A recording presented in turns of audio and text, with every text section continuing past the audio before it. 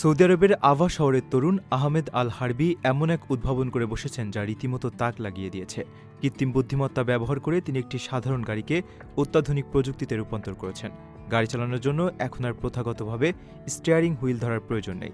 Laptop, play স্টেশনের joystick, এমনকি চোখের ইশারা বা মাথার নড়াচড়াতেই দিব্যি নিয়ন্ত্রণ করা যাচ্ছে গাড়িটি।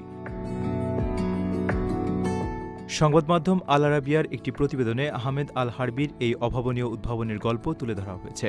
সেখানে দেখা যায় একটি গ্যারেজে বসে তিনি গাড়ির স্টিয়ারিংয়ের সাথে ল্যাপটপ, সেন্সর ও অন্যান্য যান্ত্রিক সরঞ্জাম যুক্ত করেছেন।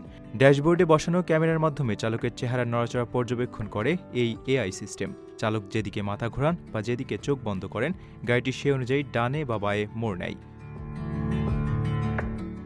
প্রাথমিকভাবে একটি রিমোট কন্ট্রোল খেলনা গাড়ির উপর এই প্রযুক্তির পরীক্ষা চালান আহমেদ। সেই পরীক্ষায় সফল হওয়ার পর তিনি সত্যিকারের গাড়িতে এই পদ্ধতি প্রয়োগ করেন এবং অবিশ্বাস্য সাফল্য পান।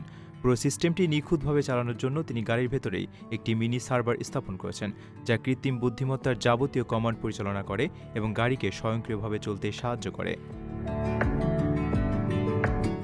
আপনার স্বপ্নগুলো আকাশ ছুবে প্রবাসীর হেলিকপ্টারের মাধ্যমে। বিয়ে, জন্মদিন অথবা যে কোনো বিশেষ প্রয়োজনে হেলিকপ্টার ভাড়া করতে যোগাযোগ করুন স্ক্রিনে দেয়া নাম্বারে। প্রবাসীর হেলিকপ্টার, নিরাপদ ও সাশ্রয়ী বাহনের বিশ্বস্ত নাম।